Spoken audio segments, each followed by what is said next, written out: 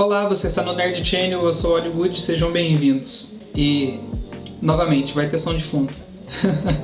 Eu tô gravando esse vídeo no mesmo dia do vídeo anterior, então por isso que eu tô com essa mesma roupa, com essa mesma roupite aqui. E eu tô gravando esses dois vídeos no mesmo dia porque eu precisava colocar isso pra fora de alguma forma. E o assunto é Koe no Katachi, ou como veio traduzido pra gente, A Voz do Silêncio. E cara, esse filme, caraca, esse filme ele apareceu, eu vi esse filme em tanto lugar, eu vi ele ser tão falado, e eu tive tanta sugestão desse filme, e até então eu não tinha assistido. E quando eu achei ele na Netflix, cara, toda vez eu falo da Netflix, eu não tô sendo patrocinado, Netflix me patrocina, tá? Não tô ganhando nada pra divulgar, não, mas, cara, quando eu vi esse filme eu falei, cara, separei ele, coloquei na minha lista, eu falei, semana que vem eu vou assistir. E então eu assisti.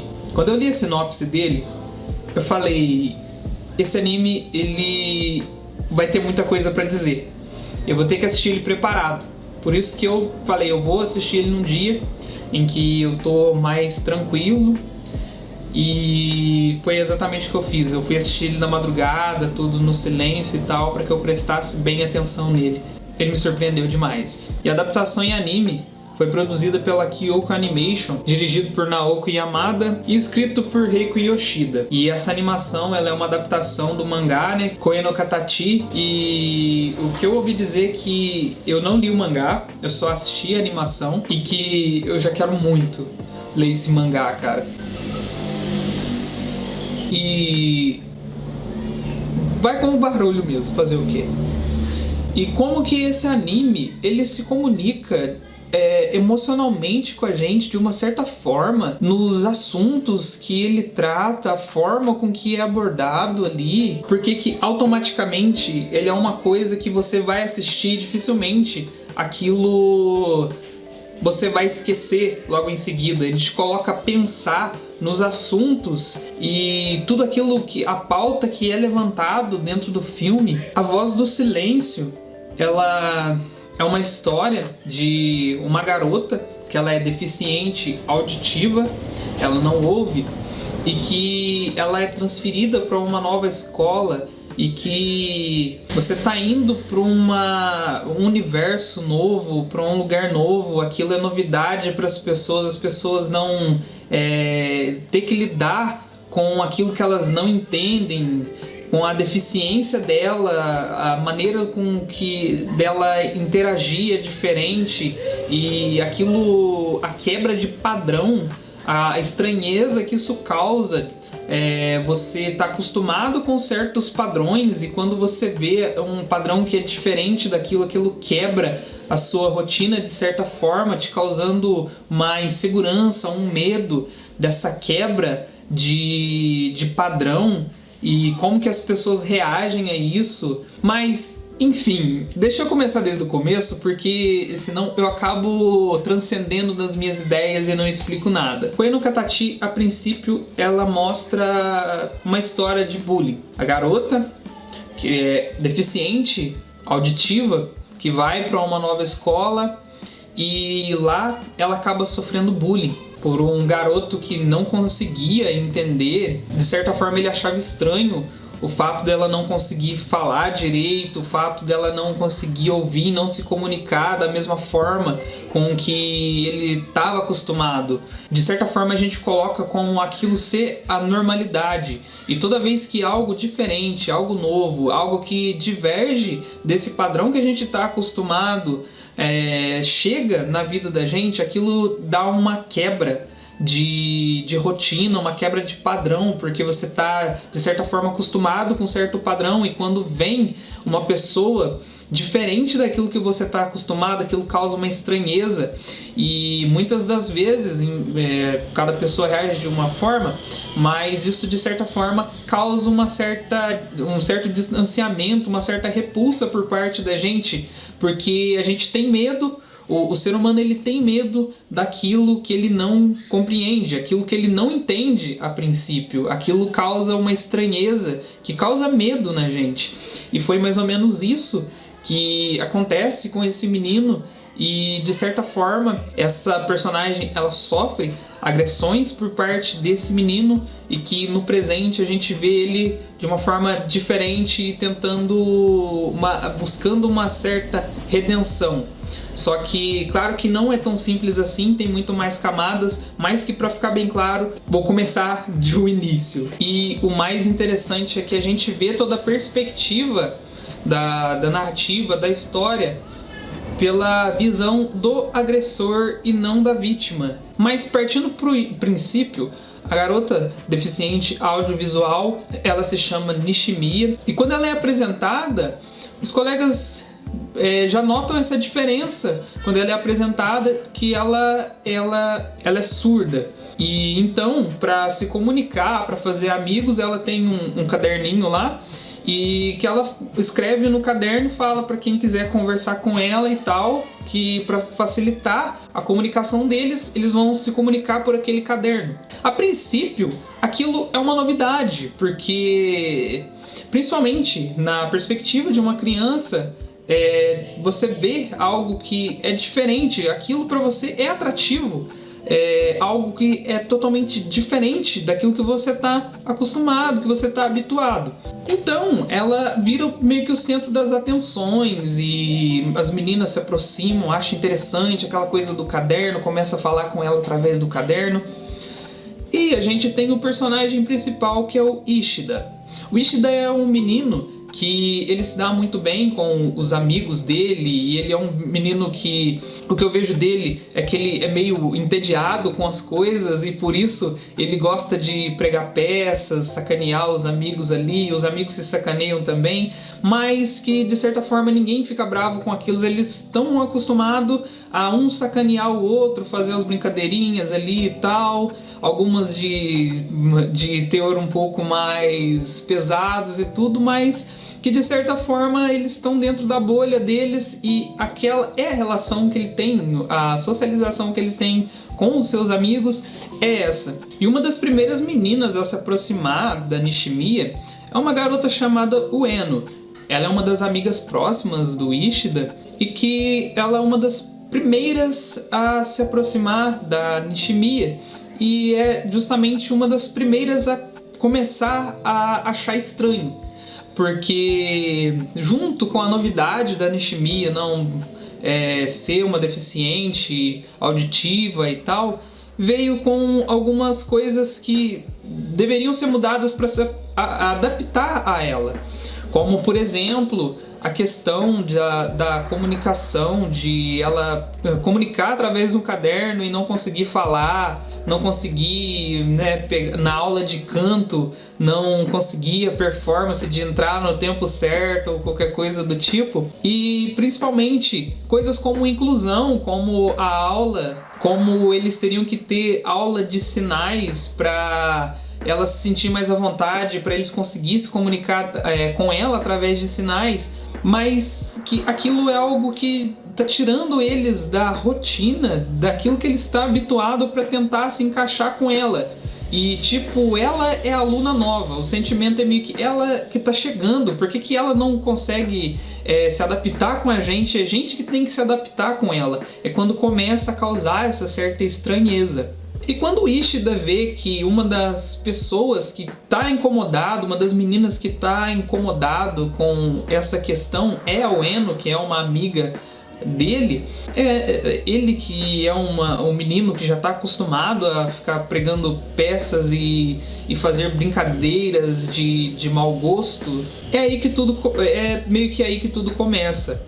Primeiro ele começa a zoar a questão da fonética, da fono da Nishimiya, porque como ela não ouve, ela não consegue falar palavras que são facilmente entendíveis, pela questão dela não escutar, então ela não tem muita articulação de palavras, de falar e tal, e quando o professor pede para ela ler, ninguém consegue entender nada que ela fala. E aí o Ishida, ele simplesmente zoa essa questão, quando ele pega pra ler e começa a falar um monte de enroleira lá também. E de certa forma, os colegas que estavam ali, eles dão risada daquilo, eles acham engraçado, dão uma risadinha ali, acham engraçado. E esse foi o estopim. porque ele vê, e principalmente a Ueno, que é a amiga dele, ele vê ela rindo daquilo. Aquilo foi meio que uma aceitação daquelas pessoas para ele estar zoando ela, que essas risadas dessas pessoas e essa omissão por parte de ninguém chegar para ele falar que aquilo é errado foi meio que um aval para ele continuar fazendo aquilo. Ele já é um menino que é acostumado a ficar fazendo essas brincadeiras, fica pregando essas brincadeiras. E aí que ele começa a fazer várias brincadeiras de mau gosto com a Nishimiya. Gritar no ouvido dela, e ela tá passando, ele parar o pé na frente para ela cair e tal. Até que isso se escala numa proporção maior e aquelas brincadeiras, aquelas coisas começam a ficar mais pesadas, que começam as agressões e tal. E as pessoas à volta, os amigos e os colegas, vendo que aquilo é errado, mas que todos são muito submissos. E até uma garota que diz se importar com ela, que as duas começam uma amizade e tal, mas que mesmo essas pessoas que veem que aquilo é errado, elas não tomam uma posição de chegar e repreender ele de uma forma realmente severa. Alguns falam, isso aí, essa brincadeira é pesada e tal, mas que não passa disso, nenhuma intervenção realmente, um acolhimento a ela. E no meio de todas as agressões, de todo esse abuso, o Ishida ele começa a pegar o aparelho auditivo que a Nishimiya usa. Ele começa a pegar o aparelho auditivo ele pega o aparelho auditivo dela e joga fora. E aí ela chegava com outro, aí no outro dia ele ia lá, fazia isso, arrancava o aparelho auditivo dela e jogava. E nessa escala, nessa proporção de agressão e tudo, é claro que viria uma consequência através disso, que a mãe dela entra em contato com a escola de que em 5 meses 8 aparelhos auditivos ela perdeu e que ela desconfiava que a filha dela estava sofrendo bullying. E aí o próprio professor, a postura do professor é um negócio que eu fiquei muito puto, porque o professor ele aponta pro Ishida falando, eu sei que foi você que fazia as coisas com ela e tal, e a postura de submissão do professor, de não intervir, não tomar uma atitude, de estar ali só cumprindo o dever dele, sabe? É um negócio que te deixa muito puto.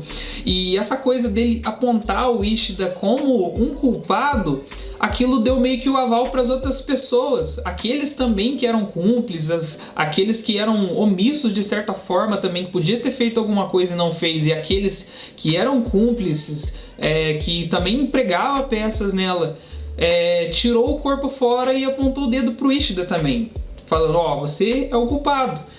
Não, mas eu não fazia sozinho, vocês me ajudavam e tal, vocês eram cúmplices, vocês estavam lá, vocês riam de eu fazendo. Não, mas eu te avisei que era errado, você não quis parar.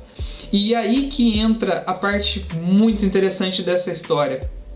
Porque aí o Ishida é apontado como culpado e a mãe dele, sabendo disso, os aparelhos auditivos são muito caros e tal. Aí ela vai para se encontrar com a mãe da Nishimiya e pagar o prejuízo que o filho dela causou, e ele vê aquilo da mãe dele sofrendo por aquilo e tendo que gastar dinheiro por uma coisa que foi culpa daquilo que supostamente ele causou, não causou sozinho, mas que ele causou. E aí quem vira a vítima do bullying é ele.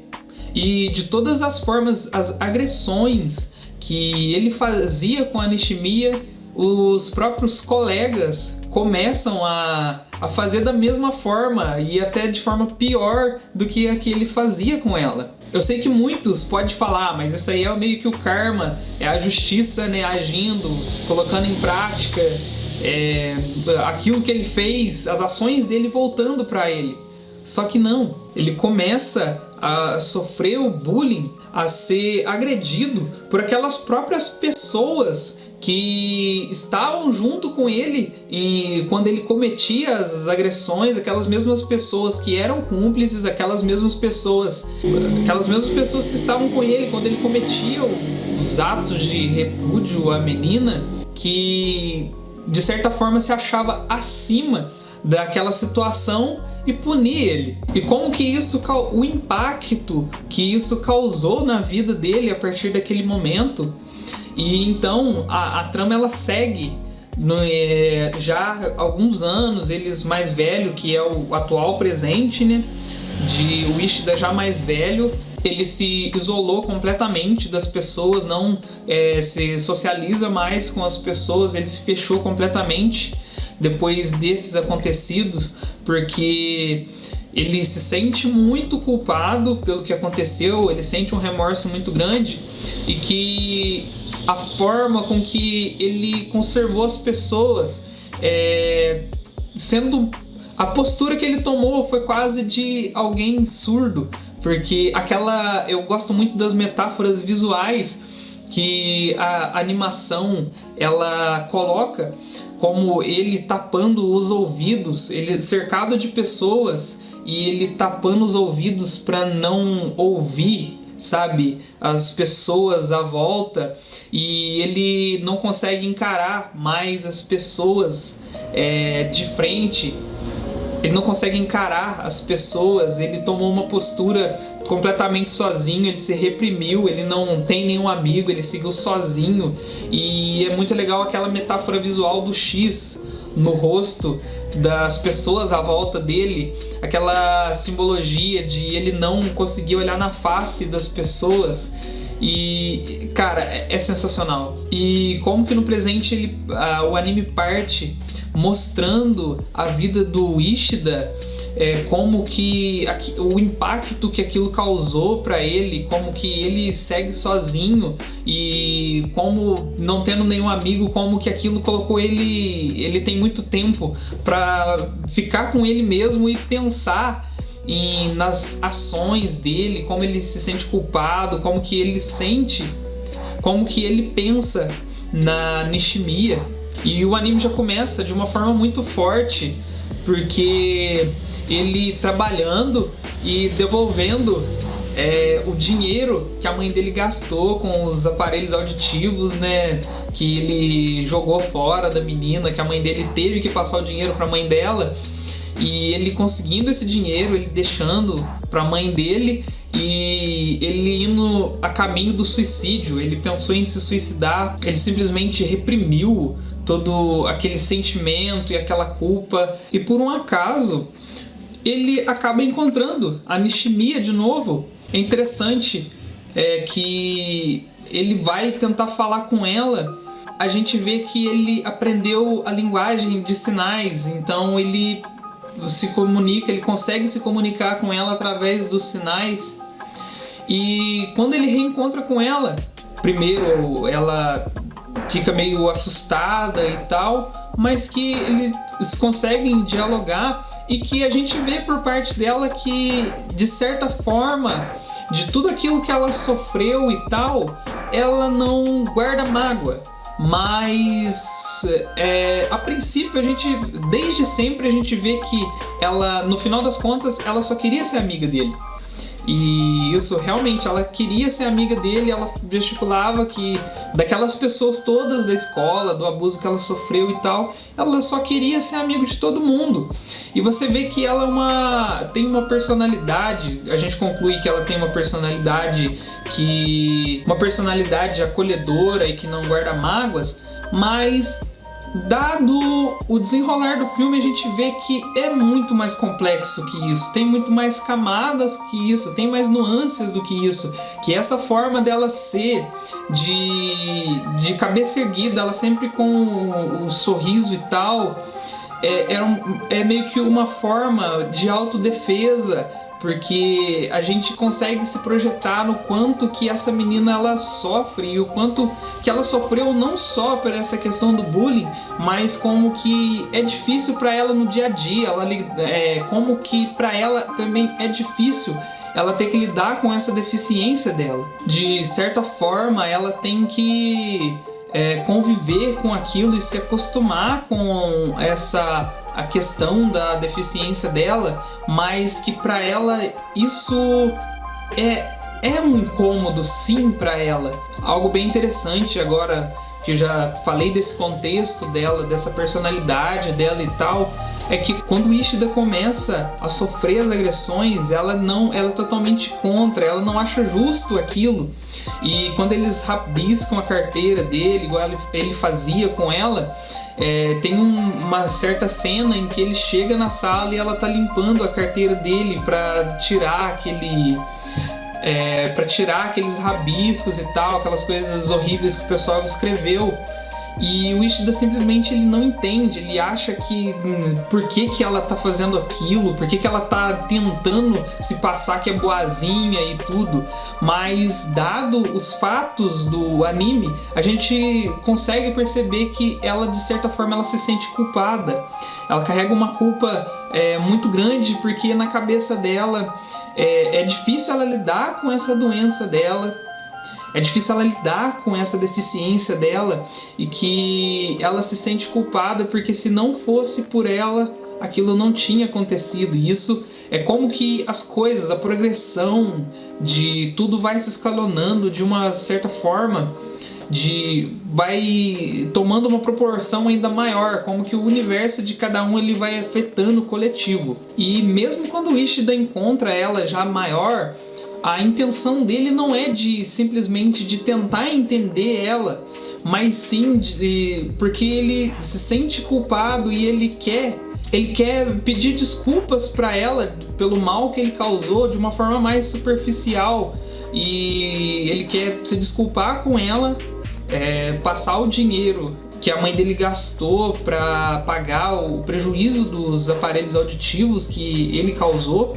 E o anime ele já começa de uma forma muito sensitiva, porque o Ishida basicamente o objetivo dele era esse, era se desculpar com a Nishimiya, arranjar o dinheiro para a mãe dele, para ele finalmente ir a caminho da morte. Ele pensou em suicídio, porque de certa forma ele reprimiu o sentimento dele, ele não quis lidar ele não conseguiu lidar com a situação de frente e ser totalmente sincero, seja com ele, com as pessoas que cercam ele, com a Nishimiya.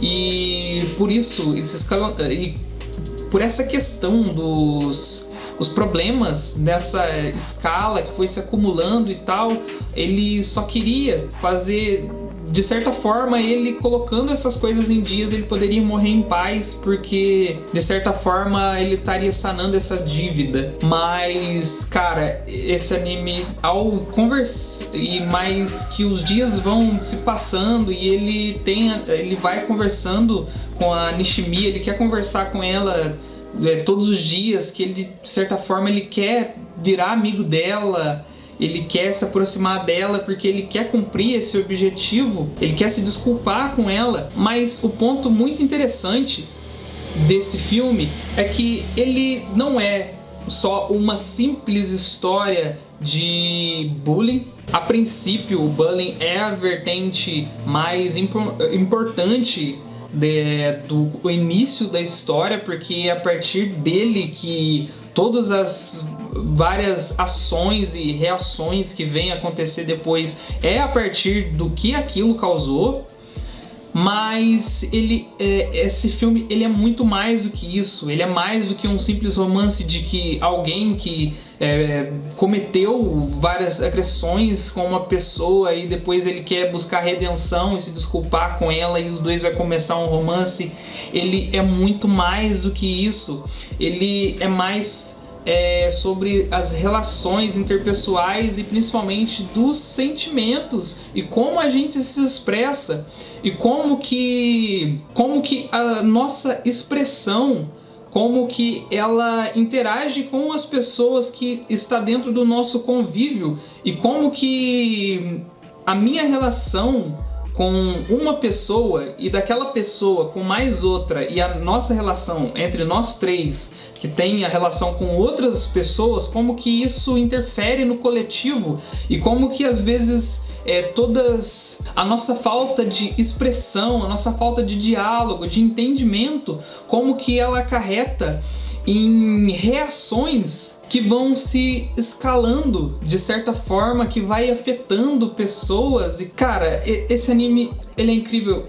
Cara, esse anime, ele é muito incrível em questão como que ele se comunica sentimentalmente com cada um de nós, como que um agressor ele passa de vítima por um sistema punitivo daquelas mesmas pessoas que estavam juntas de outros agressores, que só direciona a culpa delas para algum réu, que sai de uma pessoa para um outro bode expiatório para dizer que isso é justiça, mas não, é só o redirecionamento para outra pessoa.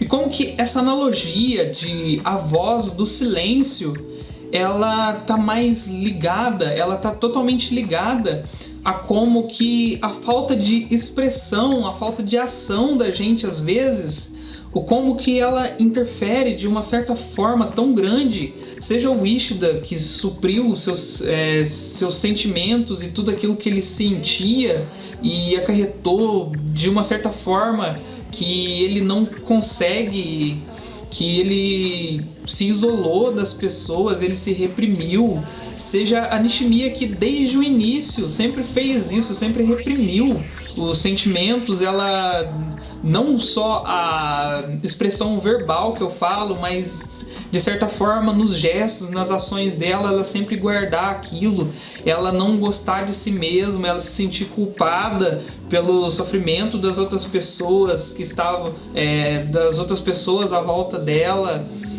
A questão dela lidar com o problema auditivo dela, quando ela recebe uma notícia ruim do médico e aquilo, ela não pôr aquilo pra fora e ela se sentir, ela guardar aquele sentimento pra ela, e aquilo vai se escalando, vai virando um aglomerado e vai se escalando em uma proporção muito grande. E seja também daquelas pessoas totalmente passivas e submissas que de ver tal situação, não achar aquilo certo, mas não se posicionar por aquilo.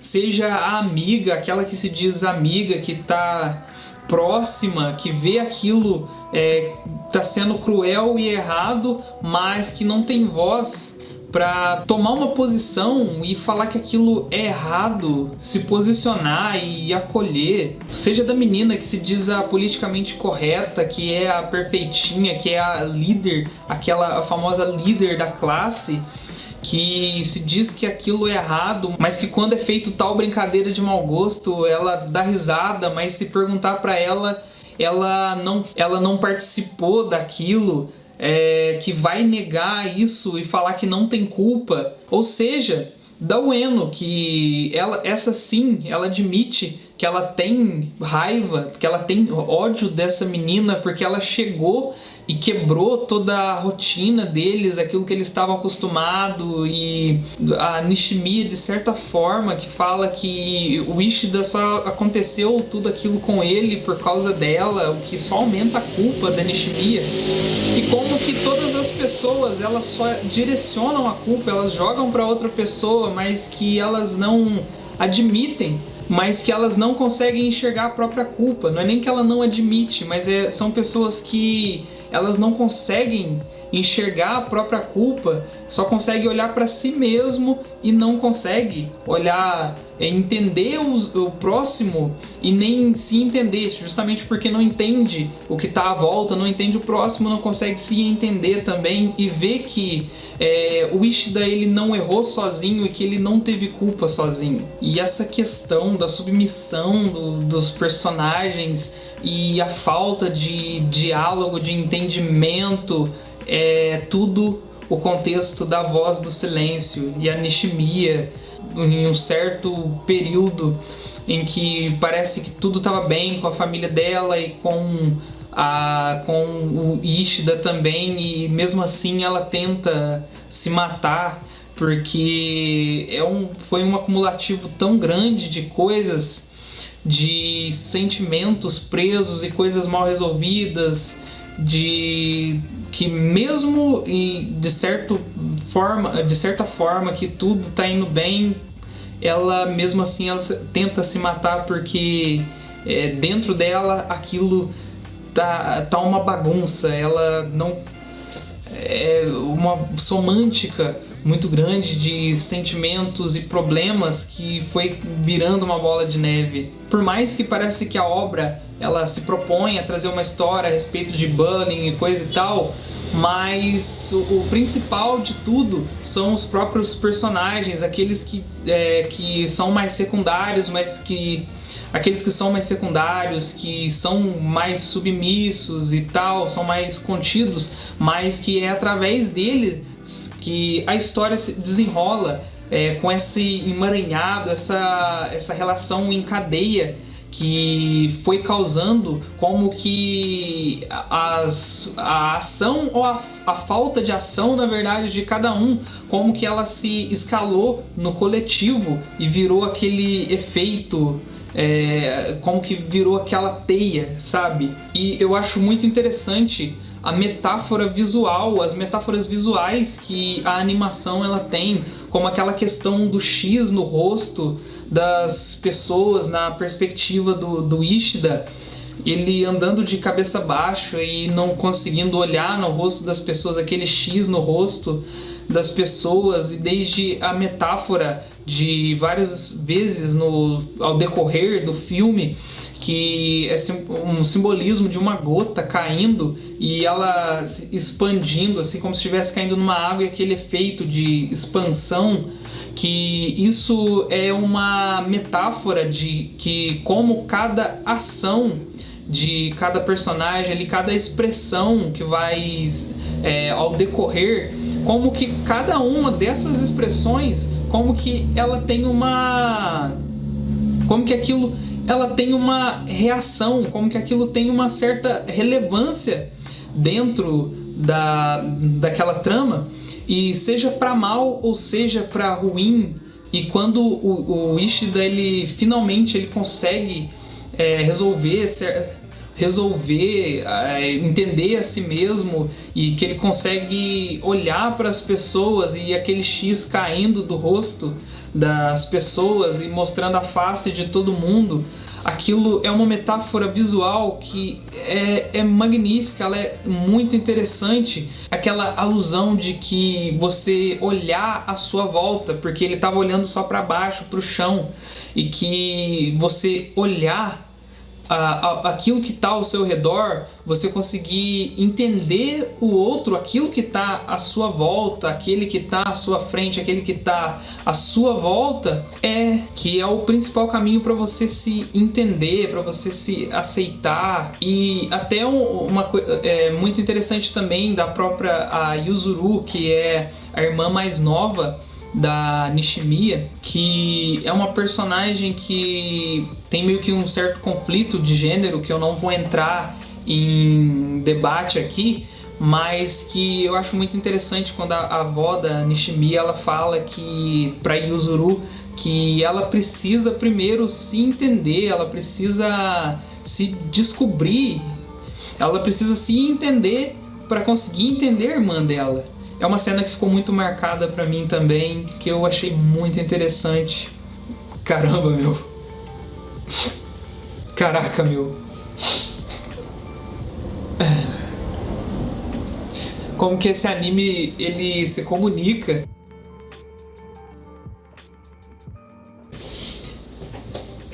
Como que esse anime, ele comunica emocionalmente de uma forma muito forte, sabe? E, cara, são poucas as coisas que me emocionam, e esse anime ele fez isso com maestria, não pelo fato dele ser emocionante, da história que ele está sendo contada ali, pela identificação mesmo, de a comunicação sentimental que ele trouxe para mim, como que ele se comunicou comigo e como que eu consigo trazer ele muito para a realidade, todos os conceitos. É impossível você não... Ele é uma coisa tão sólida e tão verdadeira, de que você esquece que é uma ficção e você simplesmente consegue trazer ele para a vida real.